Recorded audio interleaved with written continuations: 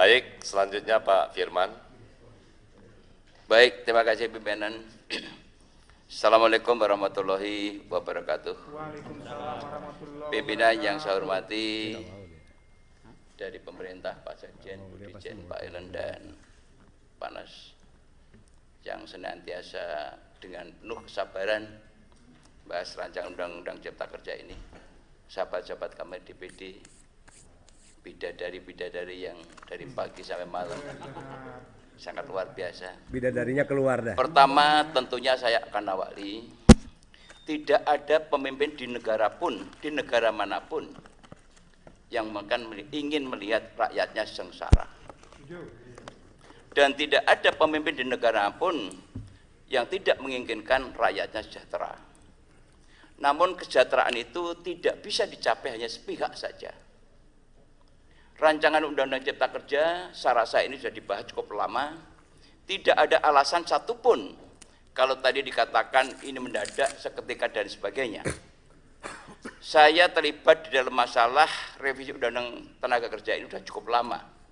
Ketika Menteri Pak Hanif sudah di ujung, karena ketika itu sudah ada pertemuan yang rutin dilakukan antara kelompok pekerja dan pemerintah. Dan ketika itu sudah ada kesepakatan-kesepakatan yang tadi dicapai.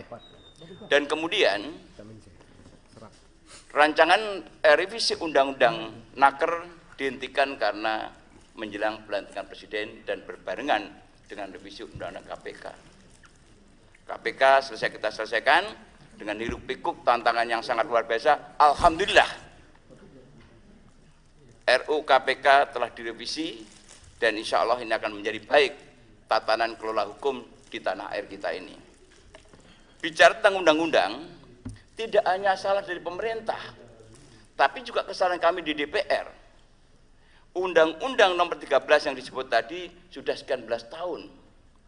Tentunya dalam proses perjalanan ada penyesuaian-penyesuaian yang harus kita lakukan.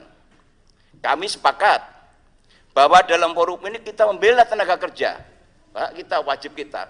Tetapi kita harus sadar, mau kerja di mana kalau tidak ada pengusaha? Ini take and give-nya. Saya yakin bahwa pemerintah sendiri sudah memikirkan itu semua. Tidak mungkin pemerintah akan mengusulkan rancangan undang-undang ini kepada kita semua tanpa ada pembahasan yang matang. Bahkan terakhir dilakukan diskusi secara terpisah, bahkan hampir semua fraksi telah melakukan diskusi secara parsial. Jadi tidak ada alasan apapun untuk mengatakan bahwa tiba-tiba ini terencana dengan baik. Ini semua sudah melakukan, saya yakin. Jangan dikira kita di mata telinga kita ini tidak mendengar, tidak melihat. Kita semua melihat.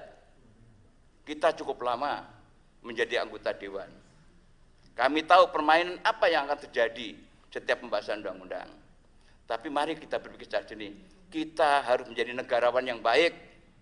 Mari kita buat catatan sejarah di dalam ruangan ini bahwa kita bicara tidak untuk kepentingan kelompok.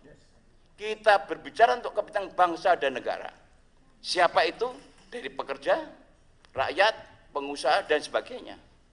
Indonesia tidak akan tegak berdiri tanpa adanya ekonomi yang kuat. Dari mana ekonomi? Tentunya dari kelompok-kelompok yang bisa menciptakan investasi, yang bisa menciptakan lapangan kerja. Untuk siapa? Untuk saudara-saudara kita semua. Tentunya ini yang harus kita pikirkan. Janganlah kita berpikir secara parsial. Saya pun juga anaknya orang miskin yang dulu juga pernah menjadi bekerja. Tetapi saya menyadari posisi kami sebagai pekerja harus bagaimana, posisi pengusaha harus bagaimana, posisi daripada kita sebagai anggota dewan harus seperti apa. Oleh karena itu saya berani melangkah dengan gagahnya ketika mendapat kepercayaan untuk merevisi Undang-Undang KPK, karena ada satu kesalahan di dalam Undang-Undang KPK yang kita buat selama ini. Apa yang terjadi? Kontroversi di luar yang sedemikian rupa. Alhamdulillah sampai hari ini RUU KPK juga diketok palu dengan selamat, aman dan sejahtera. Untuk siapa? Untuk bangsa Indonesia.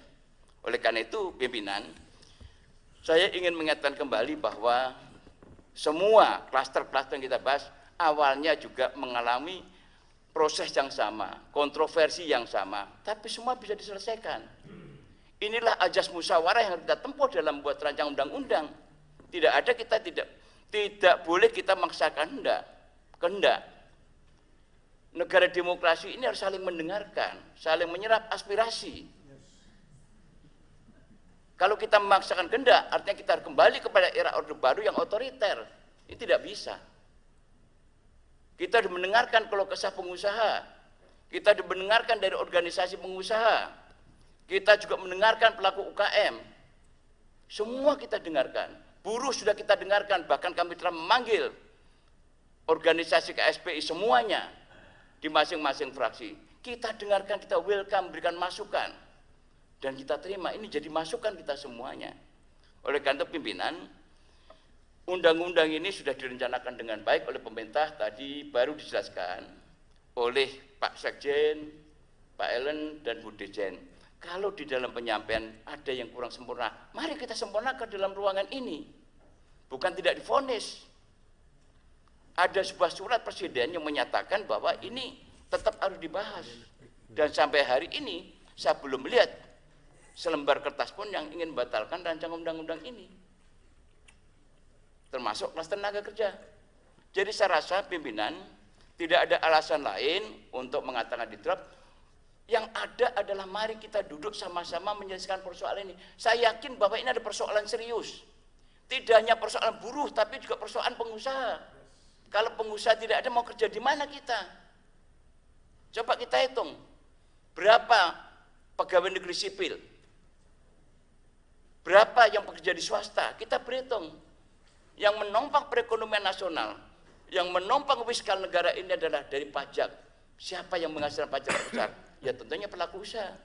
Tapi kalau pelaku usaha menyampaikan pendapatnya, menyampaikan persoalan-persoalan yang dihadapi yang menjadi hambatan selama ini, apakah kita tidak patut dengarkan? Saya rasa salah kalau kita dengarkan. Saya bukan membela pengusaha karena kebetulan saya background saya juga pengusaha. Namun tentu saya merasakan betul persoalan ini. Saya merasakan sampai hari ini pun saya menggaji buta karyawan kita yang berhenti dengan kondisi COVID. Tidak ada pemasukan sedikit pun. Semua kapal saya nongkrong semuanya. Tapi demi kemanusiaan saya lakukan. Demi siapa? Demi pekerja. Tetapi saya juga tolong didengarkan oleh yang bekerja. Kalau ini suatu saat saya kolab, jangan paksakan saya harus, anak istri saya tidak makan, saya harus bayar Anda. Kan nggak fair juga. Ini serius masalah ini. COVID hari ini kita nggak tahu sampai kapan ujungnya dan seperti apa endingnya. Kalau sampai ini 2001, 2002, 2003 selesai, apa yang terjadi? Hari ini semua mal tutup. Restoran tutup, bangkrut. Kemarin kita dengarkan juga dari asosiasi restoran. Hotel tutup. Semua memanfaatkan posisi ini. Jadi saya rasa ini tidak ada alasan apapun kita menghentikan pembahasan ini. Mari kita berjiwa besar. Marilah sebagai anggota DPR kita juga mempunyai jiwa negarawan.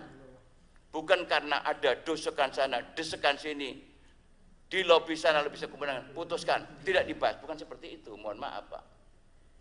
Mari kita berjiwa besar. Tunjukkan jiwa negarawan kita di dalam ruangan ini.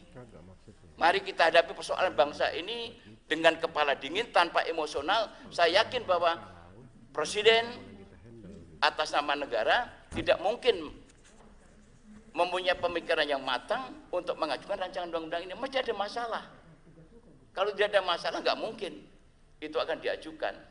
Saya yakin, seyakin-yakinnya. Sama halnya DPR. Ketika kita mengajukan inisiatif undang-undang, mesti ada persoalan.